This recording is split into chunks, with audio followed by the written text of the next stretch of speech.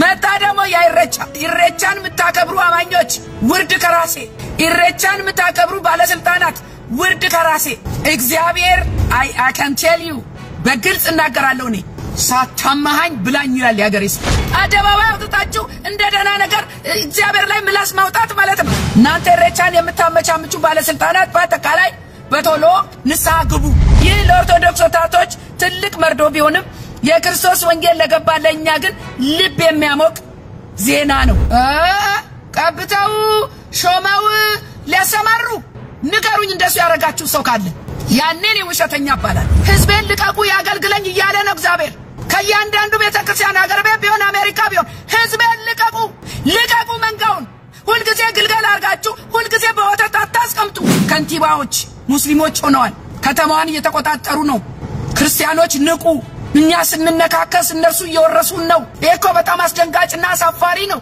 ለክርስቲያኖች አንገት የሚያስደፋ ነው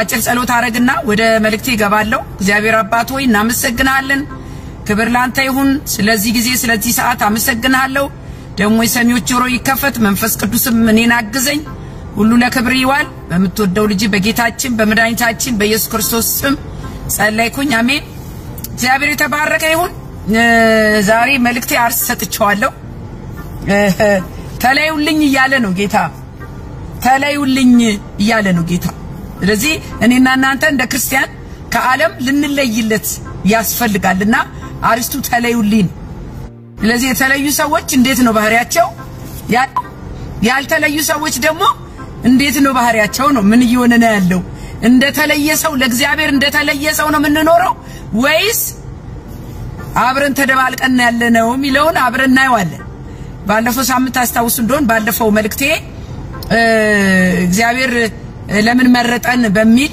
የተመረጥንበትን ምክንያት ዓላማ ገልጬ ነበር ዛሬ ደግሞ እግዚአብሔር ተለዩልኝ ይያለ አይገርማችሁ እንግዲህ እግዚአብሔር የሚሰራው በሰው ተጠቅሞ ነው እግዚአብሔር የሚሰራው በልጆቹ ተጠቅሞ ነው እግዚአብሔር ዱብ ብሎ ከሰማይ ራሱ የሚሰራው ነገር የለም በእኔና በእናንተ ተጠቅሞ ነው የሚሰራው ፈቃዱን ሐሳቡን በእኛ አልፎ ያስፈጽማል ማለት ነው ልባቸው ለቀና ለሚታዘዙት እግዚአብሔር ብዙ መልእክት አለ ብዙ እንድናከናውን የሚፈልገው ነገር አለ በዚህ ምድር ላይ ለምን እኛ የሱ ሰራተኞች ነን የሱ አገልጋዮች ነን የሱ መልእክተኞች ነን የእግዚአብሔርን ሥራ ደግሞ እኔና እናንተ ምን ሰራው ምናገለግለው ደግሞ በቅንነትና በመሰጠት በንጹህ ልብ ነው ስለዚህ ጌታ ተለዩልኝ ይያለ ነው ለርሱ ብቻ በመሰጠት ተደባልቁ አይሆንም ወገኖች ከሌላ ነገር ጋር ከዓለም ጋር ተጋምደን እግዚአብሔር ማገልገል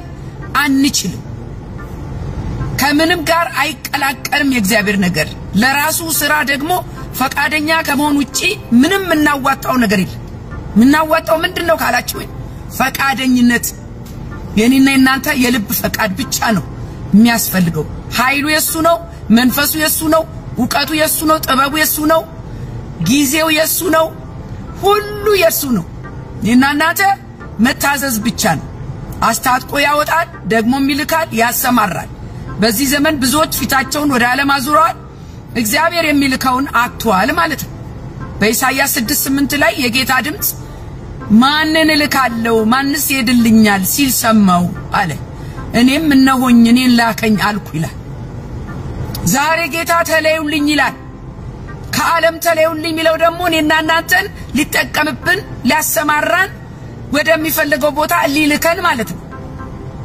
ካልተለየን ከዓለም ካልተለየን እግዚአብሔርን ማገልገል አንችልም እግዚአብሔር እንድናከናውን ለሚፈልገው ነገር ዝግጁ ነን ወይ ነው ጥያቄ ዝግጁ ነን ወይ ጌታውን ያንዳንዳችንን በጸጋው አስታጥቆናል ግን አሁን መጥቶ በያንቺ ዚጋ ሂድልኝ አንተ ዚጋ ሂድልኝ ይሄንን ፈጽሙልኝ ቢል ምን ያህል ዝግጁ ነን ነው በአካል በስነ ልቦና በመንፈስ ይሄ ማለት ምንድነው ፊዚካሊ ሜንታሊ ስፒሪቹዋሊ are we ready to serve the Lord እግዚአብሔርን ለመላክ ዝግጁ ነን ወይ ነው ጥያቄ ይህ ማለት ምን ማለት ነው ካላችሁኝ አሁን ተነስና ሂድ ይህንን አድርስ ይህንን አድርግ ብትባል ወንድም አለ እነሆኝ ትላለህ ወይስ ቆይ ልቅበር ነው ቆይ ላግባ ነው ቆይ ልውለድ ነው ቆይ ልነግድ ነው ቆይ ቤቴን ልጨርስ ነው? ከባድ ነው ወገኖቼ። ጌታ ሆይ በማለት ሚሰራ ስራ የለም። እግዚአብሔር ዝግጁ ሆነን እነሆኝ እንድንለው ይፈልጋል። ለምን? ብዙ ሚሰራ ስራ ስላለ። እግዚአብሔር በሚፈልገን ሰዓት ለሚፈልገን ጉዳይ መገኘት እንድንችል መጀመሪያ ከዓለም መለየት ከአካባቢያችን ተጽዕኖ ነፃ መውጣት ያስፈልገናል። የዛሬ መልእክት እግዚአብሔር ተለዩልኝ ይያለን። ኮተት ይዞ ጌታን መከተል አይቻልም። በ50-50 አይቻልም። ልጆቼ ከዓለም ተለዩልኝ ከኃጢአት ከጨለማ የኔ ካልሆነው ነገር ተለዩልኝ ይያለን ነው። የመልእክት ሐሳብ የሚገኘው ሁለተኛ ቆሮንቶስ ምዕራፍ 6:17 ላይ ምን ይላል ካላችሁኝ፣ ስለዚህም ጌታ ከመካከላቸው ውጡ፣ ከዓለም ውጡ፣ ከርኩሰት ውጡ፣ ከዝሙት ውጡ፣ እግዚአብሔር ከሌለበት ቦታ ውጡ፣ የተለያችሁ ሁኑ፣ እርኩሰትንም አትንኩ ያለ ነው ጌታ። ሁለተኛ ቆሮንቶስ 6:17 እኛ እንደ እግዚአብሔር ልጆች እንደ አገልጋይ እንደ አማኝ መለያ አለን፣ ምልክት አለን፣ መታወቂያ አለን። ስፔሻል የሆነ ዓለምን አንመስልም፣ ከጨለማ ጋር አንተባበርም። በልዩነት ካልኖርን መልእክተኞች ልንሆን አንችልም። የእግዚአብሔር መልእክተኞች ሆናችሁ የዓለምን መልእክት ልታደርሱ አትችሉም። ሰው የእግዚአብሔር መልእክተኛ ሊሆን የሚችለው እግዚአብሔርን ሲመስል ነው። እግዚአብሔርን ለማገልገል የቅድስና ብቃት፣ የመታዘዝ ብቃት፣ የመሰጠት ብቃት ያስፈልጋል። ለእግዚአብሔር የተለየን ሕዝቦች ነን እኔና እናንተ። ለራሱ ሥራ ነው የለየን፣ በብርሃን የምንመላለስ። ስለዚህ ከማያምኑ ጋር አንተባበርም፣ በዓለም ስርዓት አንመራም፣ አንሄድም፣ ለዓለም ስርዓት አንገዛምኛ። ከዛስ ሁለተኛ ቆሮንቶስ 6:14 ከማያምኑ ጋር በማይመች አካሄድ አትጠመዱ፣ ጽድቅ ከአመጽ ጋር ምን ተካፋይነት አለውና፣ ብርሃን ከጨለማ ጋር ምን ንብረት አለው? ቋንቋችንም አስተሳሰባችንም አነጋገራችንም ይለያልናት። ኧረ ይለያል። የኢየሱስ ስትሆኑ ለትውልድ እንድንደርስ እግዚአብሔር ተለዩልኝ ያለው ሊልከን ነው። ለትውልድ እንድንደርስ ብርሃናችን በጨለማ ዓለም ላይ እንዲያበራ ነው። ቁጥር 16 ደግሞ ምን ይላል? ለእግዚአብሔር ቤተ መቅደስ ከጣዖት ጋር ምን መጋጠም አለው? እኛ የሕያው እግዚአብሔር ቤተ መቅደስ ነን። አስባችሁታል? የሕያው እግዚአብሔር ቤተ መቅደስ ነንና እንዲሁም እግዚአብሔር ተናገረ እንዲህ ሲል፣ በእርሱ ኖራለሁ፣ በመካከላቸው እመላለሳለሁ፣ አምላካቸውም ሆናለሁ፣ እነርሱም ሕዝቤ ይሆናሉ። ይሄ መቼ ነው የሚሆነው? ለእርሱ ስንለይ እግዚአብሔር በእኔና በእናንተ ይሰራል። ዛሬ እግዚአብሔር ሊሰራ ያልቻለው በእኛ ከዓለም ስለተመሳሰልን ነው። እግዚአብሔርን ስለማንመስል ነው። ከርኩሰትና ከኃጢአት ከጨለማ ሥራ ጋር ስለምንተባበር ነው። እግዚአብሔር እኔና እናንተ ሊልከን ስራውን ሊያስፈጽም አልቻለም። ይሄንን አማኞች አውቃችሁ መነሳት አለብን። በእግዚአብሔር መንገድ መሄድ አለብን። ተለዩልኝ፣ በእናንተ የማስፈጽመው ብዙ ስራ አለኝ እያለ ነው ጌታ። በዚህ በኢሳይያስ 52:11 ላይ እናንተ የእግዚአብሔርን ዕቃ የምትሸከሙ ሆይ እልፍ በሉ፣ ውጡ፣ ንጹሃን ሁኑ። ይሄ ማለት ምን ማለት ነው? እንቀደስ፣ እንታጠብ፣ ለእግዚአብሔር ስራ እንለይ፣ እነሆኝ እንበል። ምን ማለት ነው? አቬለብል ሆኖ እግዚአብሔር ሲጠራ እነሆኝ ማለት ከኔና ከናንተ ይጠበቃል። መለየት ማለት ምንድነው ካላችሁ፣ ከኃጢአት፣ ከክፋት፣ ከዘረኝነት፣ ከፖለቲካ፣ ከባህል፣ ከአሮጌ ማንነት መለየት ማለት ይሄ ነው ዴፊኒሽኑ። ግን አሮጌ ማንነትን ይዞ በአሮጌ አቁማዳ አዲስ ወይን ጠጅ አይሰራም። እናንተ ክርስቲያን ሆናችሁ ኢሬቻን ምታከብሩ መጣ ደግሞ ያ ኢሬቻን ምታከብሩ አማኞች ውርድ ከራሴ፣ ኢሬቻን ምታከብሩ ባለስልጣናት ውርድ ከራሴ። እግዚአብሔር ይቀጣችኋል፣ ዋጋ ትከፍላላችሁ። በምናምን በባህል በዘር በፖለቲካ ሸፋፍናችሁ እግዚአብሔር ማይወደው ነገር ያጋንንት የሆነው ነገር የባዕድ አምልኮ ጣዖት ለማክበር አሁን ሸብረብ ይያላችሁ ያላችሁ እናንተ የኦሮሞ ተወላጅ ክርስቲያኖች I can tell you በግልጽ እናገራለሁ። እኔ ማንም ይሁን ማንም ክርስቲያን ሆኖ ባህሌ ነው ብሎ ኢሬቻን የሚያከብር ያንን ማጠኛውን ምናምኑን ቤቱ የሰቀለ ያንጠለጠለ እርጎ ማቅረቢያውን ጮጮ የሰቀለ ለጣዖት መስዋዕት የሚቀርብበትን ባህሌ ነው ብሎ ዕቃ ደርድሮ ቤቱ ያስቀመጠ እናንተ ሰዎች በባህል ሰበብ ባዕድን አምልኮ የምታጸድቁ ጧት ኢየሱስ ጌታ ነው ማታ ኢሬቻ ሰላም ነው የምትሉ ውርድ ከራሴ ይሄ ምንም እናመቻምጨው ምን ደብቀው ምን አልፈው ነገር አይደለም። በሁለት ቢላ አትብሉ። የእግዚአብሔርና የጣዖት ጨለማ ከብርሃን ምን ህብረት አለው ይላል እግዚአብሔር ቃል። የክርስቶስ ስም የማይጠራበት የሚታረድለት የሚሰዋለት የሚጤስለት ሁሉ ጣዖት ነው። ሳታማሃኝ ብላኝ ይላል ያገሬ ሰው። ሳታማሃኝ ብላኝ። ተለዩ። ከፖለቲካውም ውጡ። ከዘር ከፖለቲካ ውጡ። እኛ ዘራችን ክርስቶስ ነው የማይጠፋ የማይለወጥ ከምንም ጋር የማይደባለቅ ተለዩልኝ አለ እግዚአብሔር። እዚያም መርገጥ አይሆንም። ኢሬቻና ኢየሱስ አይሆንም። ስፍራችሁን ለዩ። ሰውንም እግዚአብሔርም እኩል ማስደሰት አይቻልም። የክርስቶስ ነገር በይሉኝታ አይሆንም። አደባባይ አውጥታችሁ እንደደና ነገር እግዚአብሔር ላይ ምላስ ማውጣት ማለት ነው። እያወቃችሁ ያዋቂያት ፊዎች ምን ጨነቀው ኢሬቻ መጣ ብለን ደስ ማይለን እኔ ጨንቀኛል። አው መስከረም ሲመጣ ያጋንንት ጊዜ ነው ይጨንቀኛል። ለምን ይጨንቀኛል? ያ ኢሬቻ መጣ ደሞ ላለው የባዕድ አምልኮ ስለሆነ ነው ምን ጨነቀው። ወንድም አለ ምን ጨነቀው? የባዕድ አምልኮ ስለሆነ ነው። ሰው ሳይሆን የሚያሰባስበው ሰውን ያሰባስባል ተብሏል። አጋንንት ነው የሚያሰባስበው፣ ሰው አያሰባስብም።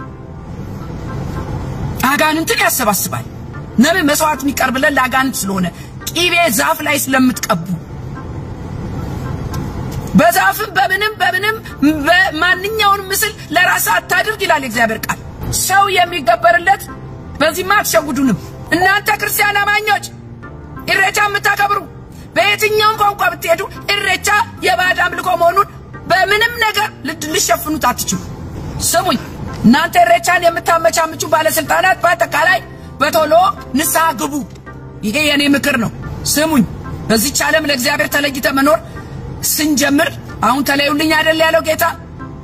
ተለዩልኝ እኮ ነው ያለው። ተለይተን መኖር ስንጀምር ጠላት ይበዛል። ለእግዚአብሔር መለየታችን ያስታውቀው ጠላት ይበዛል። ዓለም ታሳድደናለች።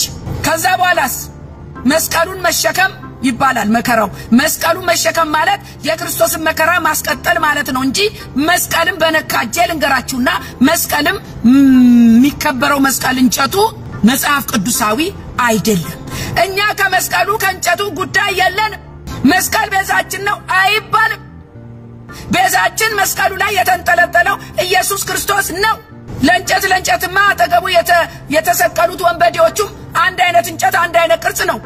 መስቀል ይያላችሁ ደግሞ የባዕድ አምልኮ አንድ ላይ ተደበላለቀበት። እሌኒ እጣናጥና መስቀሉን አገኘች። እኛ ምን አገባን ከእንጨቱ ከመስቀሉ? ምን አገባን? ኢየሱስ ሚሉት ታሳድዳላችሁ፣ ትወግራላችሁ። ዋናውን ጥላችሁ እንጨቱን አንስታችሁ እንጨቱን ታከብራላችሁ፣ እንጨት ትሳለማላችሁ። ይሄ ውርነት ነው። ደመራ መንፈሳዊ ትርጉም የለው፣ ግርግር ነው፣ ለሌባ ያመቻል። የባዕድ አምልኮ ነው ራሱ መስቀልም። ለምን እንጨቱ ነው ትርጉም? እንጨት እኮ ነው። እንጨት ኢየሱስን ገፍቶ መስቀል ብሎ ለእንጨት መስገድ። ጌታ ይድረስላችሁ። ቪዲዮ ያይዛል። ደመራ ማለት የጎረምሳ ግርግር ነው፣ መጠጥ ነው፣ ስካር ነው። ምንም አይነት መንፈሳዊ ቅድስና ምናምን የሚባል ነገር የለበትም። የኢየሱስ ስም የለበትም። መስቀል ያከበሩ ኢየሱስንማ ትንካላችሁ። የማርያም ስዕል ምን ያረጋል? ተክልዬ ምን ያረጋሉ? ወይ ሚካኤል ስዕል ምን ያረጋል? ይሄ ትልቅ ለውጥ ነው። አስጠንቅቀዋል። ይህ ለኦርቶዶክስ ወጣቶች ትልቅ መርዶ ቢሆንም የክርስቶስ ወንጌል ለገባ ለኛ ግን ልብ የሚያሞቅ ዜና ነው። ይህ የወንጌል እውነት እንጂ የሃይማኖት ጉዳይ አይደለም። ስዕል ተቀደደ ብላችሁ ዘራፍ ስትሉ እግዚአብሔር ያባቶቻችሁን አይን አብርቶ ዛሬ ስዕል ይዛችሁ እንዳትወጡ ማለታቸው እግዚአብሔር የተመሰገነ ይሁን። እናንተ ወጣቶች አባቶቻችሁን ስሙ። እናንተ አባቶችም እንዲያው ለዘመናት የሰበካችሁትን ተረት ድንገት ተነስታችሁ እያወገዛችሁ በማስደንገጥና በማስቆጣት ሳይሆን በወንጌል እውነት ቀስ እያላችሁ ወንጌል ስታስተምሯቸው እኮ እየገባቸው ይመጣል። አሁን አስደነገጣችኋቸው፣ አስቆጣችኋቸው። ስለዚህ አታስቆጧቸው፣ አታስደንግጧቸው። ይሄ ነው ለእናንተ ያለኝ ምክር። በተረፈ ግን በጣም ደስ ብሎኛል እውነት ለመናገር እግዚአብሔር ለኔ ተለዩ ነው ያለው እንጂ ለስዕላት ወይም ለመላእክት ተለዩ አላለም እነሱን አምልኳቸው ስገዱላቸው አጥኑላቸው ቀን መድባችሁ አክብሯቸው ዘክሯቸው አላለም እግዚአብሔር ተለዩልኝ ያለው ለራሱ ነው የራሱን ዓላማ ሊያስፈጽም ነው ሁሉም ትእዛዙን እንዲፈጽም ያስፈልጋል ደግሞ ከፍለን አንታዘዝም አድርጉ ያለንን እንዳለ ነው የምንታዘዘው በግማሽ አንታዘዝም አድርጉ ያለንን ስለአድኖ አሁንም ያነጋገረ ነው ባለፈው አታስተውሳላችሁ አንድታችን የማርያም ስዕል ቀደደኝ ተብሎ ብዙ አመጽ ሲቀሰቀስ ነበረ አንድ ነገር ተናግሬ ነበር እኔ መቼም ነብይ አይደለሁም ጌታ ግን አንዳንዴ ያናግረኛል ምን ብዬ ነበር መሰላችሁ ገና ብዙ ስዕል ቀዳጆች ይነሳሉና ተረጋጉ ስንቱን ተቆጥታችሁ ስንቱን ወገራችሁ ትዘልቁታላችሁ ሰው ወደ ብርሃን ሲመጣኮ የነበረበትን አሮጌ ነገር ቀዶ መጣሉ አይቀርም ተሸክሞት አይሻገርም ስለዚህ ብዙ ስዕል ቀዳጆች ወደፊት ገና ይመጣሉ ብዬ ተናግሬ ነበር ሰው ከጨለማ ወደ ብርሃን ሲመጣ አሮጌውን መጣሉ አይቀርም አዲስ ልብስ ትገዛኮ አሮጌ ትጥላል ወንድም አለሞች እናንተ ኦርቶዶክስ ወጣቶች በእውነት አሁንስ አሳዝናችሁ የኦርቶዶክስ ወጣቶች አሳዝናችሁ ነው ወደኛ ቤት ልምጣ ወደ አማኞች ቤት እግዚአብሔር ለራሱ ስራ ለዩልኝ እያለ ነው አሉ ብዙዎች ለስራው መለየት የሚገባቸው ቤተክርስቲያን ለእግዚአብሔር ስራ የተጠራ የለም ወይ ነው ነው ምለው ይሄ ጥያቄ ነው ለእግዚአብሔር ስራ የተጠራ የለም ቤተክርስቲያን ውስጥ መጥቶ መጋቢና ተመጋቢ ብሎ ቁጭ ልንል ነው የተጠራ ነው ቤተክርስቲያን አይደለም ሁሉ ሰራተኛ ነው እግዚአብሔር ስራ ፈትልጅ የለው እግዚአብሔር የጠራን ልናገለግለው ነው መንፈስ ቅዱስ ለዩልኝ ብሎ አልተናገራችሁ እናንተ ከላይ ያላችሁ እረኞች ለእናንተ ነው ማውራህ እግዚአብሔር በመንፈስ ቅዱስ ለዩልኝ አላላችሁም ወይ እንደውም እንደ ዓለምኛው ካምፓኒ እንደ ዓለምኛው አሰራር አንዱ ከስር እግዚአብሔር የጠራው ብድግ ሲል ቀው አናቱን ቀው ቤት አልፈን እንሰራለን ቤት አልፎ እግዚአብሔር አሽፈልቆ አወጣኝ እንጂ ሰሞኝ this is a truth ቀብተው ሾመው ለሰማሩ ንገሩኝ እንደሱ ያረጋችሁ ሰው ካለ ያኔን የውሸተኛ አባላል ለምንድነው በእግዚአብሔር ቤት መጋቢና ተመጋቢ ሆነን ቁጭ ያልነው ይሄን ጥያቄ ነው የእግዚአብሔር ስራ አዝመራው ሚሰበስበው ጠፍቶ ወንጌል ሚሰብክ ጠፍቶ የእግዚአብሔር ርስ አዝመራ እየተበላሸ ቤተክርስቲያን ስራ ፈት ሰብስባ መንጋውን በተመሳሳይ ምግብ ብድግ ማያረግ ወደ ክርስቶስ ማያስጠጋ እግዚአብሔር ሰው ነው ያጣው ቁጭ አርጎ መቀለብ ለዛው ምንም አልተቀለበም ተመጋቢው መጋቢ ሊሆን ይገባል ተማሪው አስተማሪ ሊሆን ይገባል ሰልጣኙ ሰራተኛ ሆኖ ሊሰማራ ይገባል ለዩልኝ እያለ ነው እግዚአብሔር ለስራዬ ለዩልኝ እያለ ነው እግዚአብሔር መንጋውን አሰማሩልኝ እያለ ነው እግዚአብሔር መከሩ ብዙ ነው ሰራተኞች ያስፈልጋሉ በዚህ ጊዜ ከጾሙ ከጸለዩ በኋላ ይላል ቁጥር 3 ላይ እጃቸውን ከጫኑ በኋላ አሰናበቷቸው ይላል እናንተ ቤተክርስቲያን ለእግዚአብሔር ሊሰሩ የሚችሉ ስንት ጸጋ ያላቸው መንፈስ ቅዱስ ያለባቸው ስንት ለእግዚአብሔር የተለዩ ቁጭ አርጋችሁ ፓራላይዝ ያረጋችሁ እግዚአብሔር አሰናብቱልኝ ይላችኋል ለዩልኝ ይላችኋል ስራፈት I don't care what you say ይሄ እውነት ነው የምናከው አረባካችሁ ጭጭናችሁ ባርካችሁ አሰናብቱ አሰማሩ እግዚአብሔር ይፈልጋቸዋል ህዝቤን ልቀቁ ያገልግለኝ እያለ ነው እግዚአብሔር ከያንዳንዱ ቤተክርስቲያን ሀገር ቤት ቢሆን አሜሪካ ቢሆን ህዝቤን ልቀቁ ያገልግልበት በተለያየ ነገር ወጥራችሁ በሆነ ባልሆነው ግፋቢል ባይብል ስተዲ ግፋቢል ምናምን እዛው ስር አድርገው ያስቀምጣቸዋል ቤት እንለፍኛ እናንተ ቅዱሳን የፓስተሩን የነብዩን እጅ ምታዩ አይናን ምታዩ ምን ይወድቅልኛል ብላችሁ ጧትና ማታ የእግዚአብሔርን እጅጂው የእግዚአብሔርን ፊት ፈልጉ ሳናቀው ታስረናል ቤተክርስቲያን ብዙ ቅዱሳን ታስረዋል ያለ ስራ ተቀምጠዋል እልፍ ብሎ ነገር የለም ተራራ እየተዞረ ነው ከፊት ያሉት እነሱ ብቻ ናቸው ገጭ ኧረ ተገለደ ደገፉ ወንጌላዊት ናት አሁን ማን ሾማት እግዚአብሔር እኔ ራሴ ሰው ሾመኝ እንዴ አልሾመኝም ኧረ ሾመኝ ላይኛው ስሙኝ ህዝቤን ልቀቅ ያገልግለኝ እያለ ነው ጌታ ልቀቁ መንጋውን ሁልጊዜ ግልገል አርጋችሁ ሁልጊዜ በወተት አታስቀምጡ ግልገሉ ጠቦት ይሁን ጠቦቱ በግ ይሁን አሰማሩ በኢየሱስ ስም። ስሙኝ ክርስቲያኖች ንቁ። ዓለምን እስልምና እየወረራት ነው። ዓለምን እስልምና እየወረራት ነው። በዚህ በአሜሪካ ነገር ሳናቀው ስርስሩን የእስልምና ተስፋፍቶ የብዙ ስቴቶች የከተማ ከንቲባ ሙስሊሞች ሆነዋል። በተለይ ሶማሌዎች እኔና እናንተ ወንጌል በፍቅር ነው ጌታ አስተማረን። ኢየሱስ ፍቅር ስለሆነ ነፍስ እስከ መስጠት ድረስ ስለወደደን እነዚህ ሙስሊሞች እኮ በኃይል ነው በህብረት በመሆን ነው እርስ በርስ በመተጋገዝ ነው። አቤት እኔና እናንተ የሙስሊምን ያህል ህብረት ቢኖረን ከክርስቶስ ኢየሱስ ጋራ የት እንደርስ ነበር። ዓለም ትቀየር ነበር በክርስቶስ ኢየሱስ። ስሙኝማ ቴክሳስ፣ ኒውዮርክ፣ ሜይን፣ ፊላዴልፊያ ከንቲባዎች ሙስሊሞች ሆነዋል። ከተማዋን እየተቆጣጠሩ ነው። ክርስቲያኖች ንቁ። እኛ ስንነካከስ እነሱ እየወረሱን ነው። የሶማሌ ከተማ በየስቴቱ እየተገነባ ነው በአሜሪካ። እኮ በጣም አስደንጋጭና አሳፋሪ ነው። ለክርስቲያኖች አንገት የሚያስደፋ ነው። ከተኛንበት የሚያነቃ ነው። What you talking about? እኛ ብቻ ተሰብስበን ዝለሉ ዝለሉ ዝለሉ የሚያሳፍር ነገር ሆነ። የዘመኗ ቤተክርስቲያን አንገት የሚያስደፋ። አሁን በነገራችን ላይ በዚህ በኦርቶዶክስ ቤት እውነት የሚናገሩ ቄሶች ተነስተዋል። በጣም ደስ የሚል ነገር እውነት የሚናገሩ ካህን አሁን ቪዲዮ አያይዛል። ስሟቸው። በዚህ ሰዓት የሚያዋጣን ክርስቶስ ብቻ ነው እያሉ ነው። ይሄ ትልቅ ለውጥ ነው ለኦርቶዶክስ። ጸሎታችን እየተሰማ ነው። በጣም የሚያበረታታ ነው። ነፍስ የሆነው ምግብ የሆነው ሰላምና ፍቅር የሆነው ክርስቶስ ነው። የማናፍርበት ክርስቶስ ነው አሉ እኚህ ካህን። ልብስ የሆነው ክርስቶስ፣ ምግብ የሆነው ክርስቶስ፣ ሰላም የሆነው ክርስቶስ፣ ፍቅር የሆነው ክርስቶስ፣ ለኛ ዋጋ የከፈለው ክርስቶስ፣ ከደጁ መተን ከፊቱ ቆመን እማናፍርበት ክርስቶስ መንገዳችን ትንሣኤ መለየት ማለት ለክርስቶስ ነገር መጨከን ማለት መስቀል መሸከም ማለት ወንጌል መስበክ ማለት። ይሄንን ካልኖርን በዓለም ላይ ተመቻችተን ተቀምጠን በእኔና በእናንተ መሃል ምንም አይነት ልዩነት ከዓለም ጋር ምንም አይነት ልዩነት ከሌለ what's the point ክርስቲያን መሆን? ለራሱ ስራ መለየት እውነትን መግለጥ ማለት ነው። ሳይፈሩ ሳያመቻምቹ መናገር ማለት ነው። እኔ መቼም በቄሶቹ አንደበት የክርስቶስ እውነት ሲነገር ንጹህ ወንጌል ሲሰበክ በጣም ደስ ይለኛል። እኛም አይነ ስውሩም እንደዛ ብለዋል። ምን ብለዋል? ስም ሁሉ ቢደራረብ የማርያም የገብርኤል የሚካኤል ሁሉ እንዳለ ቢጨፈለቅ የኢየሱስ ክርስቶስን ስም ያክል የለ ብለዋል። አሁን እኮ ወደዱም ጠሉ እውነት እየተናገሩ እየተገለጠ ነው። ለምን እኔና እናንተ እዚህ ጋር ጨክነናል? ስንጨክን ወንጌልን ይዘን ስንወጣ እዛ ጋር ያለው የክርስቶስ ጠል መንፈስ ይመታል። ትውልድ ይነቃል። አሁን ትውልድ እየነቃ ነው ታያላችሁ።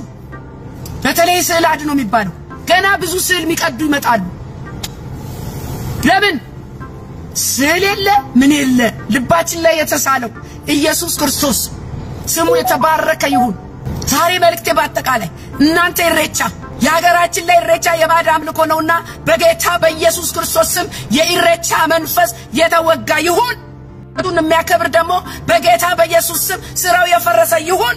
እግዚአብሔር የተመሰገነ ይሁን። መልእክቴን ጨርሻለሁ። እህቶቼ ወንድሞች ሼር እና ሰብስክራይብ አድርጉ። ወዳችኋለሁ። ጌታ ኢየሱስ ይመጣል። ተባረኩ። አገራችን ኢትዮጵያ በወንጌል ታሸንፋለች። ኢየሱስ ያድናል። ሻሎም ሻሎም።